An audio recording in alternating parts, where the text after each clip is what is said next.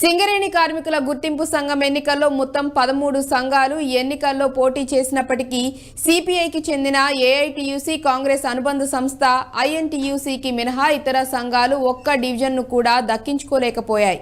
మిగతా సంఘాల మాట ఎలా ఉన్నా బీఆర్ఎస్ అనుబంధ టీబీజీకేఎస్ కనుమరుగవ్వటం సింగరేణి వర్గాల్లో ఇప్పుడు ఆసక్తికరంగా మారింది. ఆఖరి నిమిషంలో టీబీజీకేఎస్ పోటీ నుంచి తప్పుకొని ఏఐటీయూసీకి మద్దతిచ్చి ఆ సంఘానికి గుర్తింపు హోదా కల్పించగలిగింది.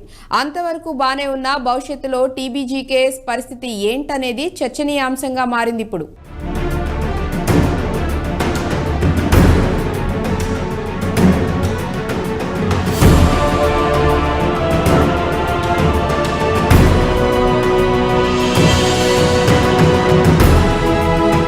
సింగరేణి ఎన్నికల్లో ఐఎన్టీయూసీ ఏఐటీయూసీల మధ్య హోరాహోరీ పోరు.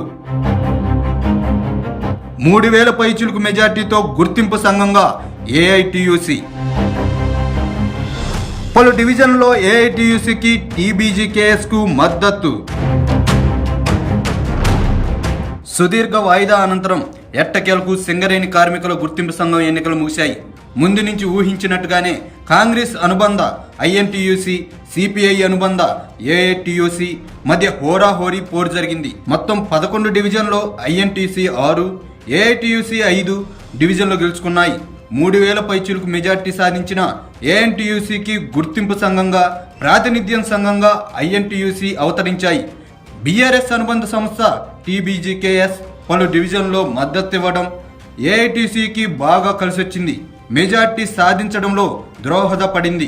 అయితే మొత్తం 11 సంఘాలు ఈ ఎన్నికల్లో పోటీ చేసినప్పటికీ ఏఐటీయూసీ, ఐఎన్టీయూసీ మినహా ఇతర సంఘాలు ఒకరంటే ఒకరు ఒక్క డివిజన్ కూడా దక్కించుకోలేకపోయాయి. మిగతా సంఘాల మాట ఎలా ఉన్నా బీఆర్ఎస్ అనుబంధ సంస్థ అయిన టీబీజీకేఎస్ కనుమరుగవ్వడం సింగరేణి వర్గాల్లో ఇప్పుడు చర్చనీయాంశంగా మారింది. ఉమ్మడి ఆదిలాబాద్ జిల్లా పరిధిలోని మందమర్రి, బెల్లంపల్లి, శ్రీరాంపూర్ డివిజన్లలో, ఉమ్మడి కరీంనగర్ జిల్లాలో కోల్బెల్ట్ ప్రాంతం రామగుండం 1, రామగుండం 2 డివిజన్లో ఏఐటీయూసీ విజయం సాధించింది. దాంతో సింగరేణి కాలరీస్లో 7వసారి జరిగిన కార్మిక సంఘం ఎన్నికల్లో ఏఐటీయూసీ ఘన విజయం సాధించింది. కొత్తగూడెం కార్పొరేట్, కొత్తగూడెం, మనుగూరు, ఇల్లందు, రామగుండం 3, భూపాలపల్లి డివిజన్లో ఐఎన్టీయూసీ విజయం సాధించింది.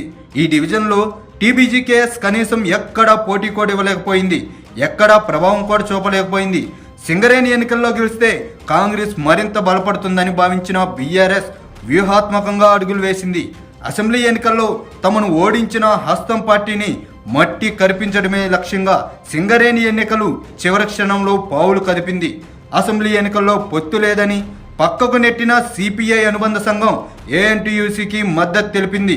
చివరి నిమిషంలో కీలకమైన డివిజన్లో మద్దతు ఇస్తున్నట్టు టీబీజీకేఎస్ తీర్మానాలు చేశారు. దీంతో సింగరేణి ఎన్నికల్లో ఎర్ర జెండా రెపరెపలాడడానికి సాయపడింది.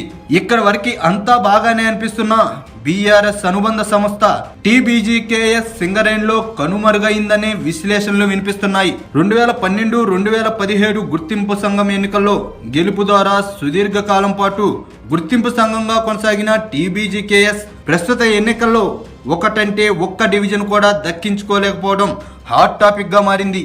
కాంగ్రెస్ ఓడించాలనుకున్న బీఆర్ఎస్ లక్ష్యం నెరవేరిందేమో కానీ ఆ పార్టీకి కలిగిన ప్రయోజనమేంటో గులాబీ అధిష్టానానికే తెలియాలంటున్నారు. నిజానికి టీబీజీకేఎస్ ప్రస్తుత ఎన్నికల్లో అనూహ్య రీతిలో కనుమరుగైంది. ఎన్నికల్లో పోటీకి నామినేషన్ వేసినప్పటికీ అసెంబ్లీ ఎన్నికల్లో ఓటమి నేపథ్యంలో కేడర్ నైరాశ్యం వ్యక్తమవుతుంది. ఎన్నికల్లో విజయంపై టీబీజీకేఎస్ నేతలు పెద్దగా ఆసక్తిని ప్రదర్శించలేదు. అధిష్టానం కలగజేసుకున్నప్పటికీ పెద్దగా స్పందన కనిపించలేదు. దీంతో చాలా మంది కీలక నేతలు ఆ సంఘానికి గుడ్ బై చెప్పి ఐఎన్టీయూసీ, ఏఐటీయూసీలో చేరారు. కొన్ని ఏరియాలో టీజీబీకేఎస్ నేతలు ఏఐటీయూసీకి మద్దతు ఇవ్వాలని తీర్మానం చేశారు. దీంతో గుర్తింపు సంఘం ఎన్నికల్లో గనుల వద్ద గులాబీ జెండా మసకబారిపోయింది. అసెంబ్లీ ఎన్నికల్లో పరస్పరం